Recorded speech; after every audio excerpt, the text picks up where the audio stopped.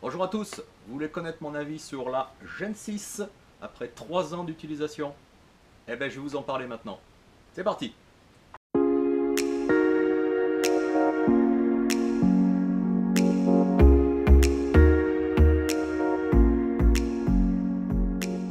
Alors avant d'attaquer cette petite vidéo sur cette Lyman Gen 6, je me suis dit je vais changer un petit peu le format de cette vidéo parce qu'il y a pas mal de personnes qui se posent la question, est-ce que ça vaut le coup d'acheter cette machine? Alors moi, automatiquement je vais vous dire oui, allez-y, foncez. Mais on fonce pas comme ça, on dépense pas un argent monstre pour une machine comme ça sans avoir plusieurs réponses. Alors je me suis dit, je vais faire une vidéo avec sous forme de questions-réponses. Je pense que ça sera peut-être plus simple pour faire un choix pour certaines personnes. Voilà. Donc c'est parti.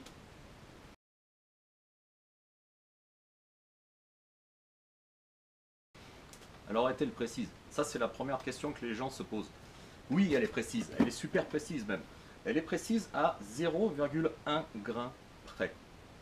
Pour ceux qui travaillent en grammes, ça donne 0,006 grammes. Je pense que peu de personnes travaillent 3 décimales, enfin 3 chiffres après la virgule, hein, en grammes. Donc oui, elle est précise. Cette machine, elle est... je vais donner un petit exemple tout bête. Je choisis 29 grains. 29 grains. Soit elle tombe dessus, la majorité, on va dire à 95%, ça tombe dessus. Mais les 5% qui restent, c'est soit en dessous, 28,9, ou soit 29,1. Voilà, c'est là les 0,1 gras, 1 grain près. Oui, elle est super précise, donc aucun problème.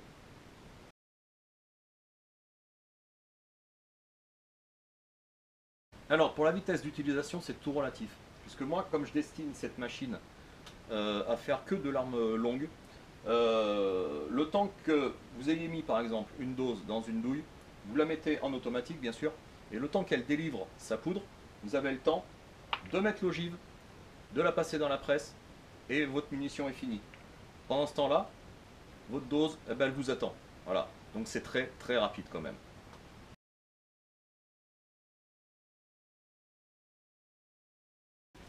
Ah oui, ça c'est la grande question. Est-ce que toutes les poudres passent? Moi j'utilise, ou j'utilisais de la SP, poudre SP chez Vectan. Aucun problème, ça passe. J'utilise de la Tubal, ça passe. Vitavori, c'est le même principe que Tubal, ça passe sans problème. BA9, BA10, ce genre de là, je connais pas. Mais j'imagine que si les SP passent, la BA9, BA10 doivent passer sans problème. Alors la grande question, c'est quand même les poudres à paillettes. AS, A1, A0 de chez Vectan. Aucun problème. Tout passe. Pourquoi? Vous voyez cette machine? C'est l'autodrome. Cet autodrome fait, on demande un volume de poudre. Voilà. Là, sur la Lyman Gen 6, on demande un poids. Donc ça n'a rien à voir. Voilà. Le poids, ça forcément bon. Sur l'autodrome, ou sur n'importe quelle doseuse, on va dire à bascule, c'est un volume qu'on demande. Et suivant comment la poudre va descendre dedans, ça va être plus ou moins tassé, notamment sur les poudres à paillettes, d'où le problème. Et voilà, c'est là où vient le problème sur ce genre de machine. Sur ça, aucun problème pour les poudres.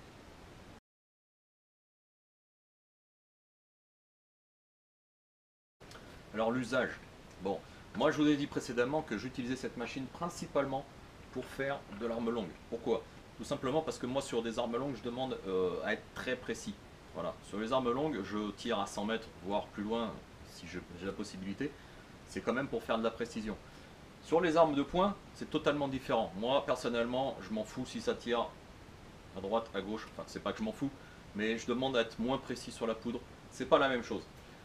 Il faut dire aussi que quand on fait 100, 150 cartouches, 200 cartouches, ben, vaut mieux avoir une machine comme ça va nettement plus vite qu'avec ça. Voilà. Donc c'est un choix.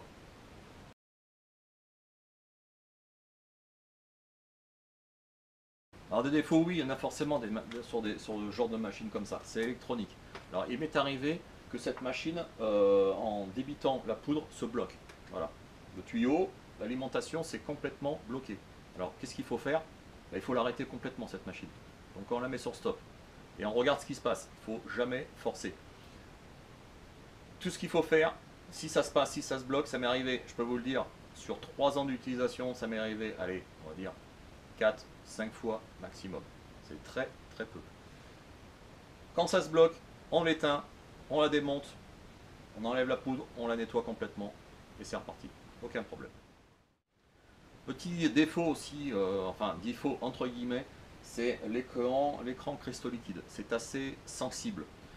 Alors des fois, c'est pas du tout sensible parce qu'on a beau appuyer dessus, attention, il ne faut pas appuyer comme un tuto, il faut juste effleurer. C'est comme sur un portable. Voilà. Donc, des fois, ça veut rien comprendre, ça ne veut pas marcher. Qu'est-ce qu'on fait? On l'éteint, on la recommence et on la remet en route. Généralement, ça repart sans problème. Petit défaut aussi concernant la poudre. Des fois, la poudre passe par-dessus et vient se loger entre le plastique et l'écran. Et ça fait contact. Voilà, ça appuie sur l'écran et c'est comme si vous mettiez votre doigt. Donc à partir de là, eh ben, pareil, il faut l'éteindre, nettoyer. Voilà, c'est assez délicat quand même. Petit défaut, et je pense que c'est au niveau de la conception, alors pas de l'appareil mais des accessoires, c'est ce pinceau. Ce pinceau, il est beaucoup trop petit pour aller chercher, par exemple, la poudre qui est collée sur les parois du tube. Voilà, pour faire tomber, bien sûr, pour le nettoyage. Moi, j'étais obligé de prendre un autre pinceau, et là, on va vraiment gratter la poudre pour la faire descendre au plus bas. Voilà, c'est, on va dire, les seuls désavantages qu'il y a sur cette machine.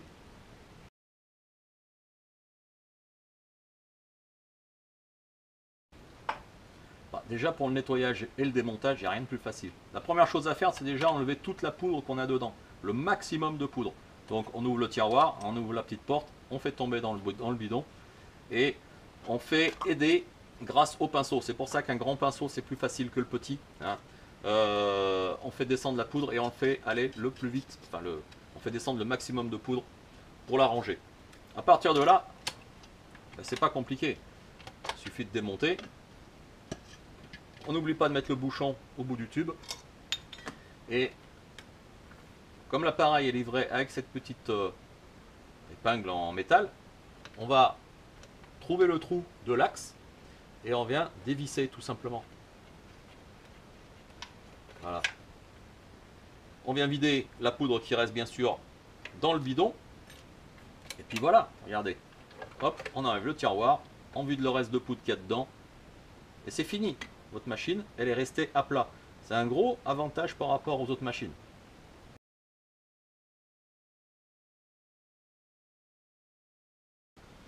Est-ce qu'elle a sa place? Oui, moi je pense qu'elle a sa place parce que c'est quand même une des moins chères.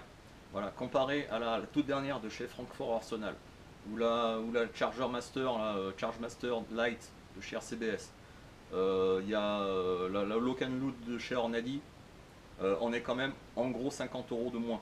Voilà. Moi celle-là je l'ai payé 282 € chez Tech Magic, chez Shooting Supplies au Luxembourg. Ça a augmenté depuis. Mais c'est quand même une des machines les moins chères. Alors, est-ce que c'est la meilleure? Moi, je dirais, faut voir. Voilà, je connais pas les autres machines. Voilà, donc elle a ses avantages, ses inconvénients, comme je vous ai montré. Les autres machines également. Voilà. Donc maintenant, ben, c'est un choix qu'on doit franchir. Voilà, c'est pas facile, je le reconnais. Alors voilà pour ce petit bilan de ces 3 ans d'utilisation de cette machine. Est-ce que je reviendrai en arrière? Non, ça c'est clair.